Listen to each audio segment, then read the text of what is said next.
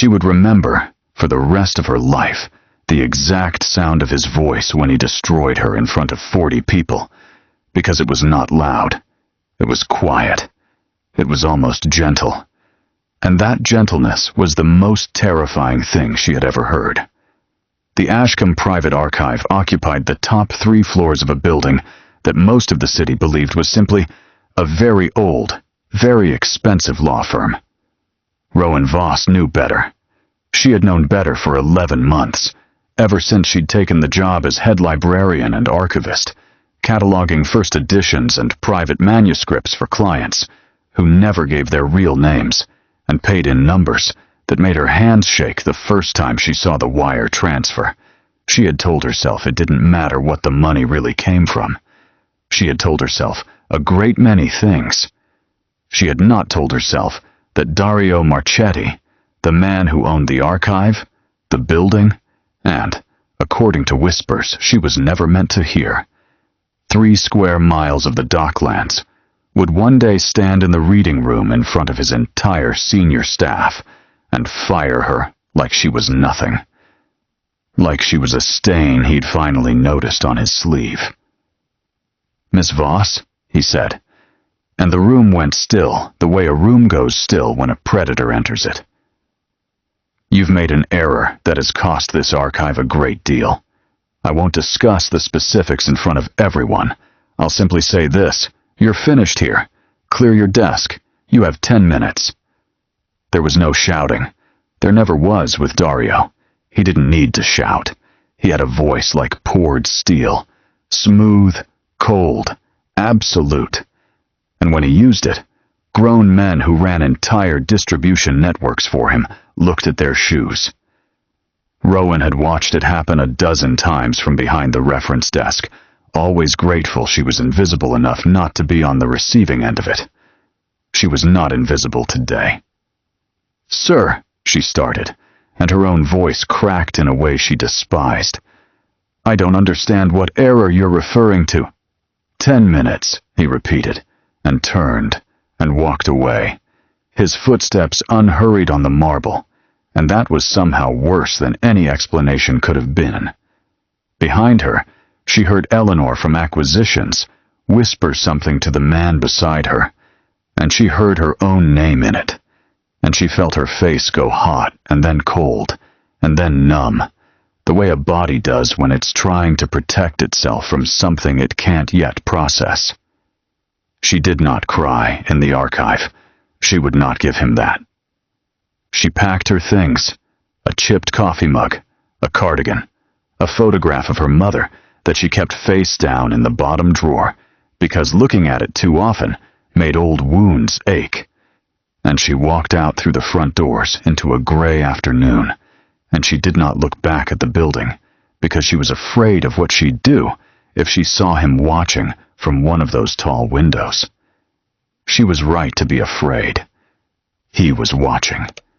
He watched her walk the full 6 blocks to the train station, hands shoved in her coat pockets, shoulders drawn up around her ears, against a wind that had nothing to do with why she was shivering. He watched from the back seat of a car that belonged to no one on paper, and he said nothing to the man driving it. And when she disappeared down the station steps, he sat in silence for 11 full minutes before he told the driver to take him back. What none of the 40 people in that reading room knew, what Rowan herself did not yet understand, was that Dario Marchetti had not fired her because of any error. There had been no error. There had been a name, spoken 2 days earlier in a meeting Rowan wasn't present for, a name attached to a photograph that made Dario's blood run to ice.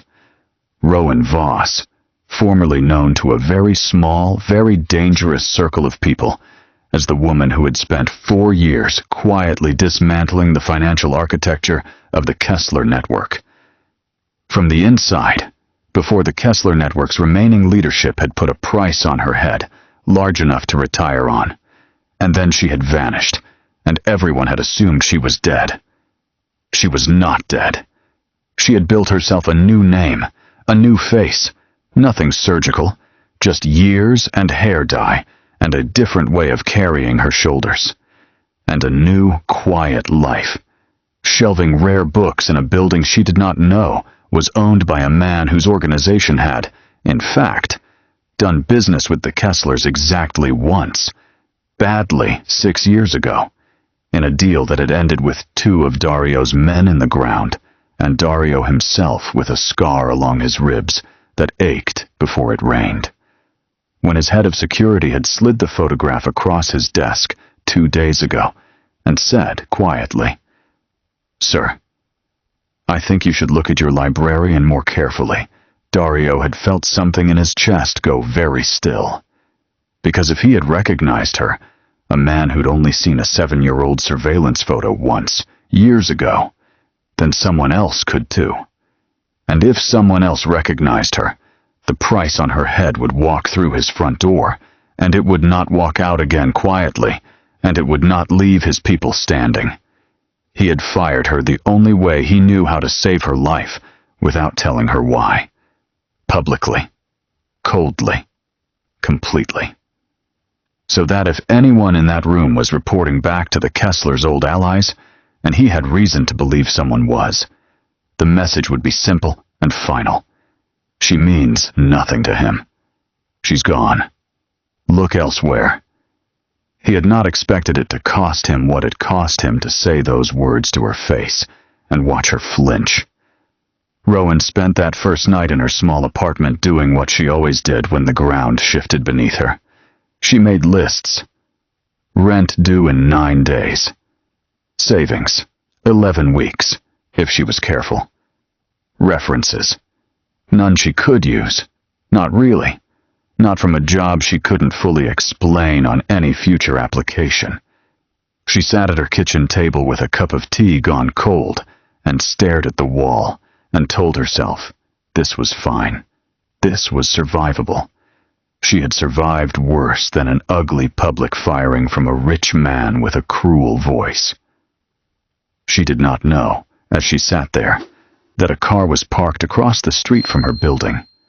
She did not know it would be parked there again the next night, and the night after that, in slightly different positions, driven by different men, so that no single person watching for a pattern would ever find one.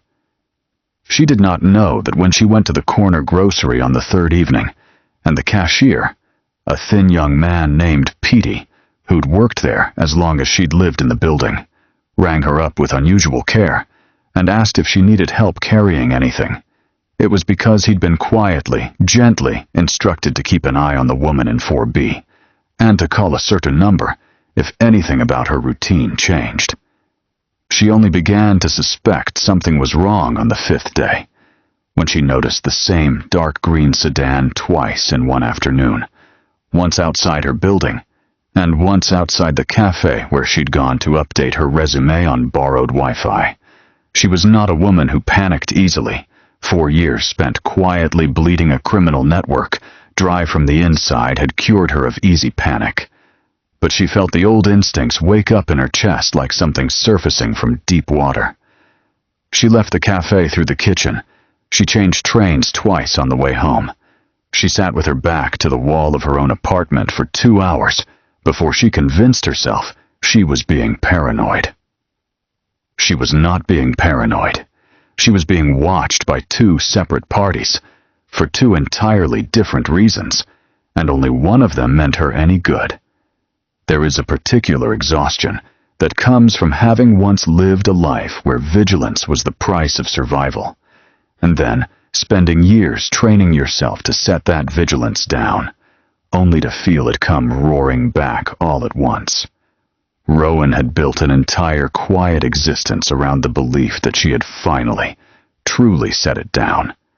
The careful mapping of exits in every room she entered, the habit of never sitting with her back to a door, the small, constant calculations that had once kept her alive and had slowly, gratefully, gone dormant over 4 years of shelving manuscripts and drinking too much tea alone in her apartment. She hated, more than she feared the sedan itself, how easily all of it came back. It frightened her to discover how thin the layer of an ordinary life had really been, how close beneath the surface the old Rowan, sharper, colder, endlessly calculating, had been waiting the entire time. She thought more than once that week about simply running. It would have been easy enough.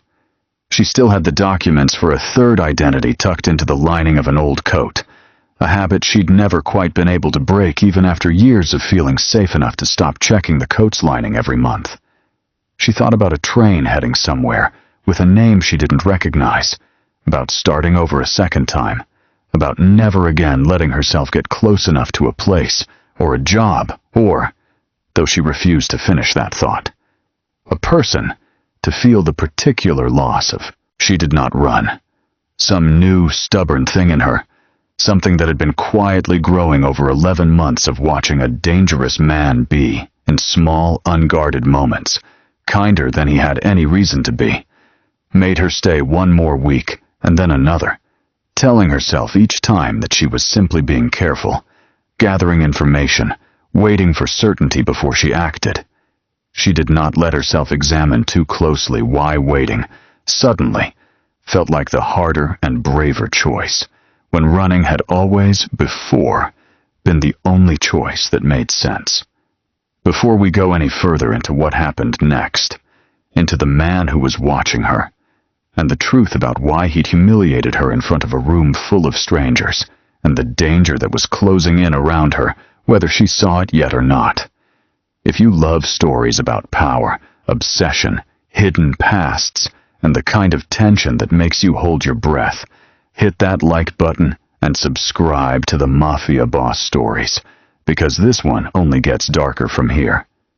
And tell me in the comments, if you found out the person who humiliated you might actually be trying to protect you, would you want to know the truth, or would you rather never find out? Dario Marchetti did not sleep well that week. He had built an empire out of never letting anything cost him sleep. Not the men he'd had to remove from his organization. Not the deals gone bloody. Not the long, patient war of attrition it had taken to inherit what his father left him and hold on to it against 3 separate attempts to take it from him. He had trained himself, deliberately, over 15 years, to feel nothing that couldn't be put to use.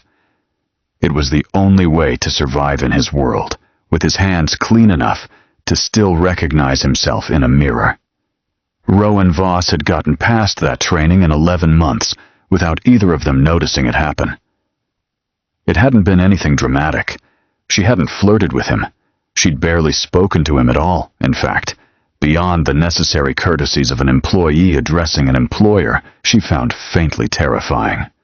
What had gotten to him was smaller than that.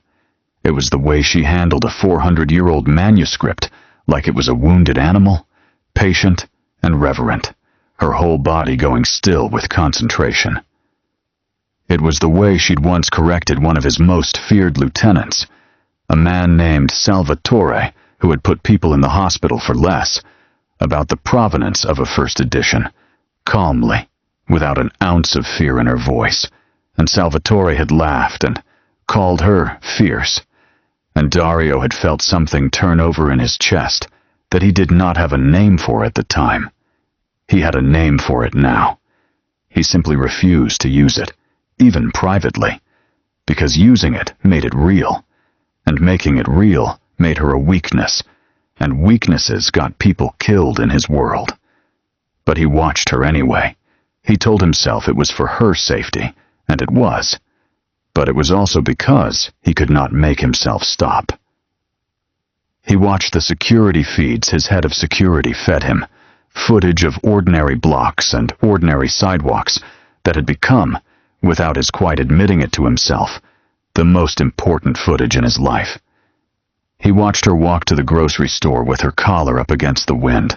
He watched her sit alone in a cafe with a resume she didn't want to be writing. And something in him, something old and unfamiliar, wanted to walk in and sit across from her and tell her none of this was her fault, that he'd built the whole cruel scene to keep her alive, that he would burn down every threat between her and safety with his bare hands if it came to that. He did not do that. He could not do that.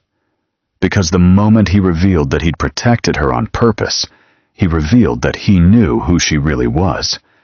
And that knowledge, in the wrong hands, in the wrong conversation overheard by the wrong person, would be the exact thing that got her killed. So instead, he did the only thing that felt like both a mercy and a punishment. He kept watching, and he waited for the threat circling her to show itself, so he could end it before it ever reached her door. The threat showed itself on a Tuesday, in the shape of a man Rowan had never seen before, sitting 2 tables away from her at the same cafe, not reading the newspaper he held, watching her over the top of it, with the particular stillness of someone who is working, not relaxing. She recognized the stillness instantly, because she had once trained herself to hold it exactly that way. Old instinct rose in her like a flood, the instinct that had once made her very good at disappearing into rooms full of dangerous men, and coming out with the information she needed, and no one the wiser. She did not look at him again. She finished her coffee at a normal pace. She left at a normal pace. She walked 3 blocks in the wrong direction, doubled back through a hotel lobby, and out a side entrance. And only once she was certain, genuinely certain, the kind of certain that used to keep her alive for a living, that she'd lost him, did she allow her hands to start shaking. She went home. She did not sleep. She sat at her kitchen table with every light off and the old, cold clarity of survival settling back over her like a coat she'd hoped never to wear again. And she began, methodically, to plan how she was going to disappear a second time. She did not get the chance. At 2:14 in the morning, someone tried her apartment door. Not violently. A slow, careful test of the lock. The kind of sound that is far more frightening than a kick would have been, because it meant patience, and patience meant professionals. Rowan was already moving before her conscious mind had finished processing the sound, sliding off the bed, reaching for the small go-bag she had kept packed and hidden behind a loose panel in her closet since the day she'd taken this identity, because some part of her had always known this day might come. The lock held for 4 seconds longer than it should have. In those 4 seconds, the hallway outside her apartment erupted into sudden, controlled violence. 2 low voices, a single sharp cry cut off almost before it started. The dull, efficient sound of a struggle that ended far too quickly to have been a fair fight. Rowan stood frozen in her dark bedroom, bag in hand, heart slamming, and heard a new voice. A voice she knew. A voice that had said her name like a verdict 5 days ago in front of 40 strangers. Say, low and lethal, just outside her door. Get him out of here before she wakes the whole building, and someone find out who sent him. Then, softer. So soft, she almost didn't believe she'd heard it at all. So different from the voice that had fired her, that it took her a full 3 seconds to understand it belonged to the same man. He said her name. Not the alias, her real name, the one she hadn't heard spoken aloud in 4 years. Rowan, open the door. It's Dario. You're safe now, but I need you to open the door so I can prove it. She stood there in the dark for a long, ringing moment, a woman who had spent 4 years learning that the words "you're safe now" were, statistically, the words most likely to precede a lie. But underneath the fear, something else was moving.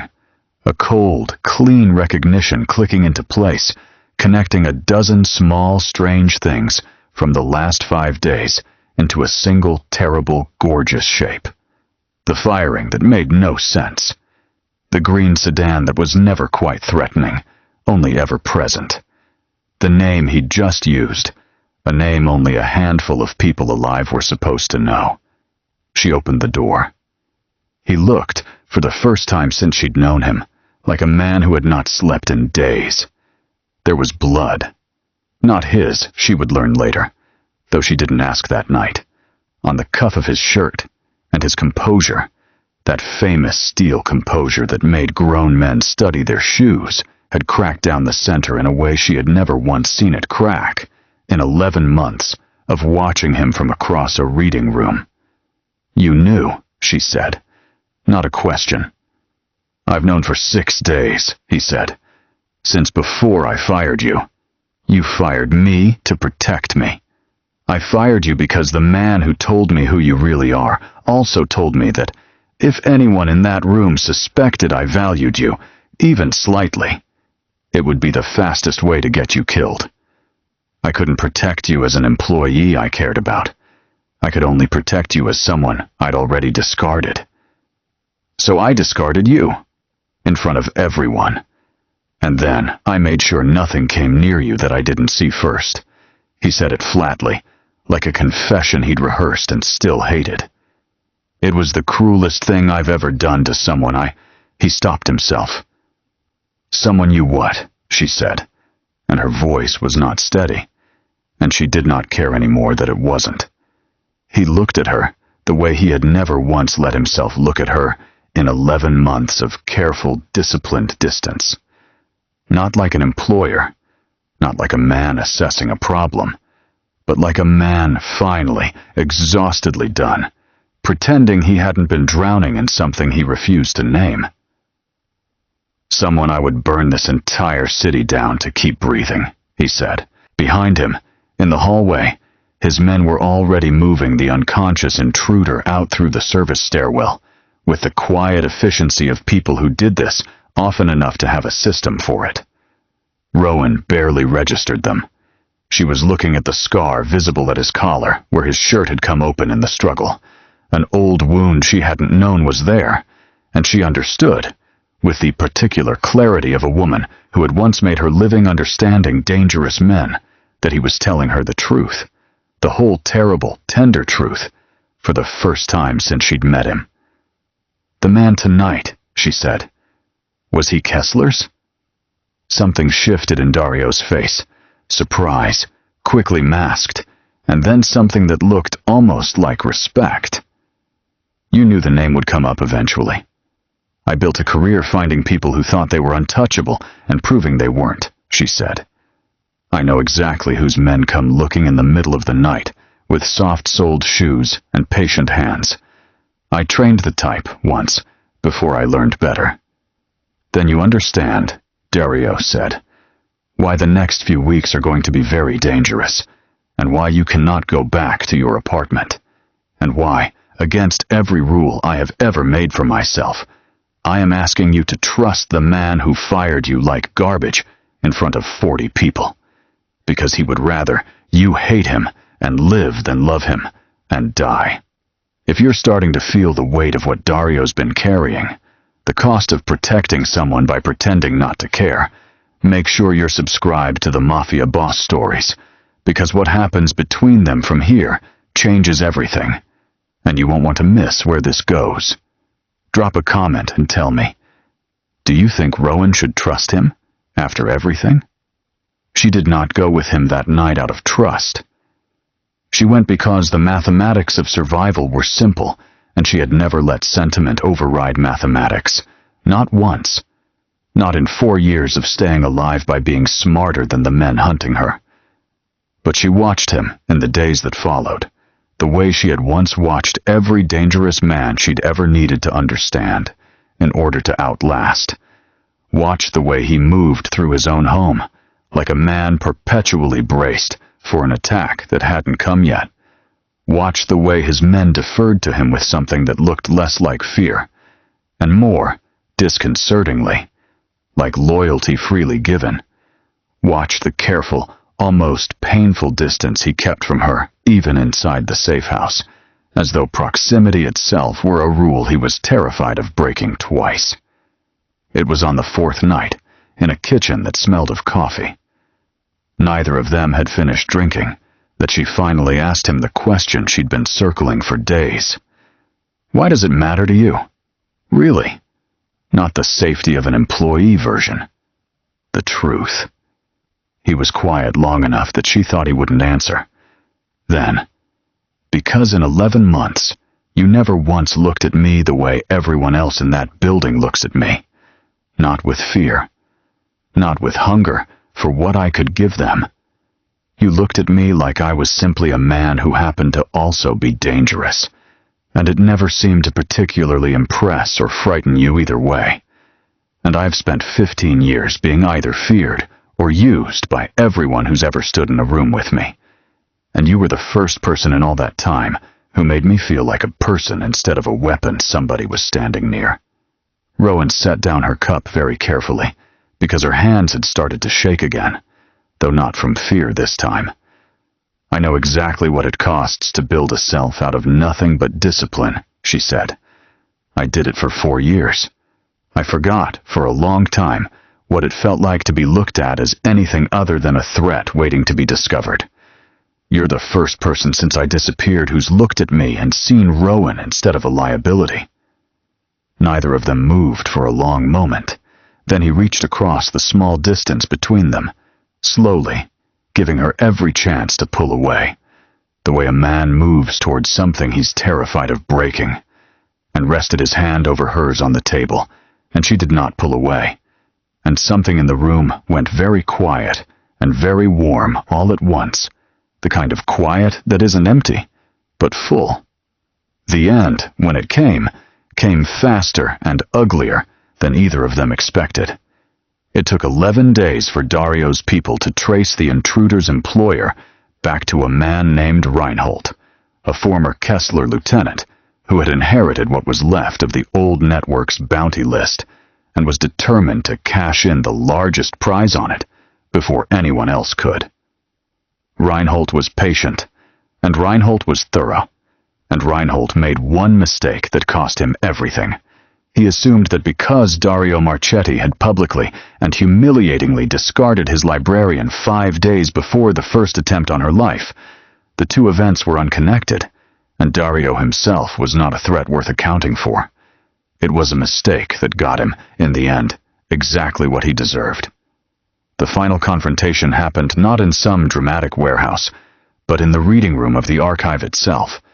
3 weeks after the night Rowan opened her apartment door and let a dangerous man tell her the truth.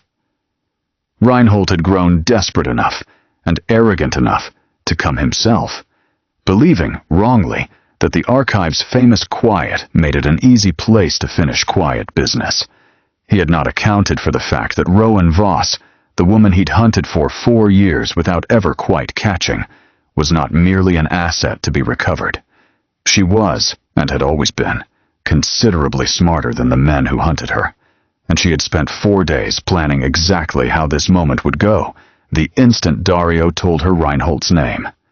She was the one who spotted the second man positioned near the service entrance before Dario's own security did. She was the one who recognized, from a single misplaced word in Reinhold's opening threat, that he was bluffing about having more men in the building than he actually had. And when the moment came, when Reinhold, cornered and furious, made his final desperate move, it was Rowan's 4 years of hard-won instinct, not Dario's 15 years of hard-won violence, that ended it cleanly enough that no one in that beautiful, silent room had to die who didn't deserve to.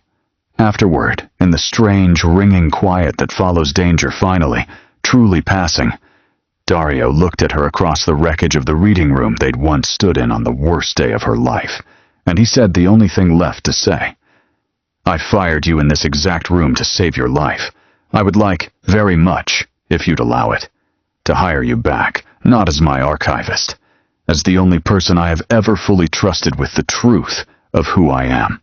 Rowan looked at him for a long moment, the dangerous man who had humiliated her publicly, out of love he couldn't yet name, who had watched over her from the shadows for weeks, rather than risk the one conversation that might have gotten her killed sooner, who had, in the end, trusted her enough to let her save herself, instead of trying to save her alone.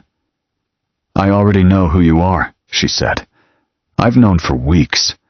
You're the man who was cruel to my face, and gentle behind my back, because you didn't know how else to keep me alive. I think, Dario, that I'd like to stay. Not because you're offering me a job. Because for the first time in 4 years, I don't want to disappear again. He crossed the last of the distance between them, slowly, the way he had that first quiet night. And this time, neither of them hesitated. If Rowan's hidden strength and Dario's dark, aching devotion pulled you into this story, don't forget to hit that like button. We love bringing you intense stories filled with betrayal, power, and unexpected twists like this one. What would you have done in Rowan's shoes, faced with a man who hurt you to save you? Drop a comment and let us know. Make sure you're subscribed to the Mafia Boss Stories and turn on notifications, so you never miss what happens next.